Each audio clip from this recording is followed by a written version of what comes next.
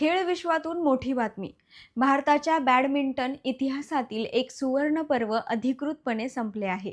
भारताची आघाडीची बॅडमिंटनपटू, ऑलिम्पिक पदक विजेती आणि जागतिक स्तरावर देशाचे नाव उज्ज्वल करणारी सानिया नेहवाल हिने व्यावसायिक बॅडमिंटनमधून निवृत्ती जाहीर केली आहे. सानिया नेहवाल ही केवळ एक खेळाडू नव्हती, तर भारतीय महिला बॅडमिंटनसाठी ती एक नवा मार्ग दाखवणारी ताकद होती. 2006 साली आंतरराष्ट्रीय स्तरावर पदार्पण केल्यानंतर तिने भारतीय बॅडमिंटनला जागतिक व्यासपीठावर नेऊन ठेवले.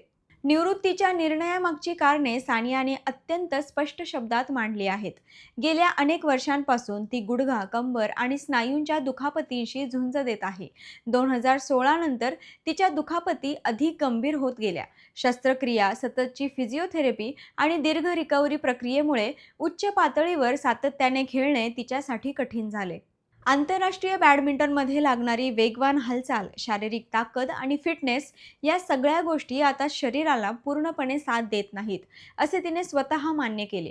प्रत्येक स्पर्धेनंतर पूर्वीपेक्षा जास्त विश्रांती घ्यावी लागत होती, ज्यामुळे स्पर्धात्मक लय टिकवणे जरा अवघड झाले. याशिवाय भारतीय बॅडमिंटनमध्ये पुढे येणाऱ्या नव्या पिढीला संधी मिळावी हा विचारही तिच्या निर्णयामागे होता. आता हा खेळ तरुण खेळाडूंनी पुढे न्यावा अशी तिची भावना आहे. सानिया नेहवालचा कारकिर्दीचा प्रवास अत्यंत प्रेरणादायी राहिला आहे. 2008 साली तिने बीजिंग ऑलिम्पिकमध्ये उपांत्यपूर्व फेरी गाठत इतिहास घडवला. 2012 साली लंडन ऑलिम्पिकमध्ये तिने कांस्य पदक जिंकून भारतासाठी ऑलिम्पिक पदक मिळवले. 2015 साली तिने जागतिक क्रमवारीत नंबर 1 स्थान मिळवून इतिहास रचला. तिने 2010 साली कॉमनवेल्थ गेम्समध्ये सुवर्ण पदक पटकावले. 2014 साली पुन्हा एकदा कॉमनवेल्थ गेम्समध्ये तिने सुवर्ण पदक जिंकले.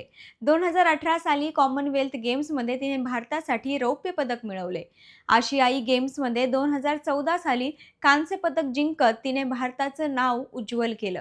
2016 साली आशिया बॅडमिंटन चॅम्पियनशिपमध्ये तिने सुवर्ण पदक पटकावले. सानिया नेहवालने आपल्या कारकिर्दीत अनेक आंतरराष्ट्रीय सुपर सिरीज आणि ग्रांप्री स्पर्धांमध्ये भारतात विजेतेपद मिळवून दिले. तिच्या प्रत्येक विजयाने भारतीय महिलांसाठी खेळाच्या नव्या स्पर्धा खुल्या केल्या. निवृत्ती जाहीर करताना सानिया म्हणते की मी माझ्या शरीराशी प्रामाणिक राहिले. मी जे काही साध्य केले त्याचा मला सार्थ अभिमान आहे. आता योग्य वेळी हा निर्णय घेणं गरजेचं होतं. आज ही केवळ निवृत्ती नाही, तर एका ऐतिहासिक कारकिर्दीला दिलेला सन्मानपूर्वक विराम आहे.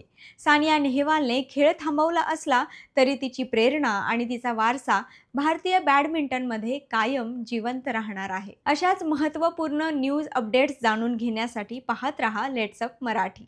सोशल मीडियाच्या भाऊ गर्दीत विश्वासार्हतेने चकाकणारे नाव म्हणजे लेट्स अप मराठी. सगळ्या नागरिकांना ती स्पीच ती लेट्स अप वरील मुलाखती म्हणजे विचारांचा खजिना. त्यानंतरच्या निवडणुकीमध्ये मला सोडून गेले. बातम्या केवळ वस्तुस्थिती सांगणाऱ्या, न प्रोपगंडा, फक्त जनतेचा अजेंडा. क्योंकि आने वाला कल जाने वाला है, जाने वाला कल आने वाला है. राजकारण, मनोरंजन असो की क्रीडा क्षेत्र, महाराष्ट्राची स्पंदने संवेदनशीलतेने टिपणारे माध्यम म्हणजे लेट्स अप मराठी. जगासोबत एक पाऊल पुढे राहण्यासाठी लेट्स अपचे ॲप, सोशल मीडिया आणि वेबसाईट सोबत कनेक्टेड रहा.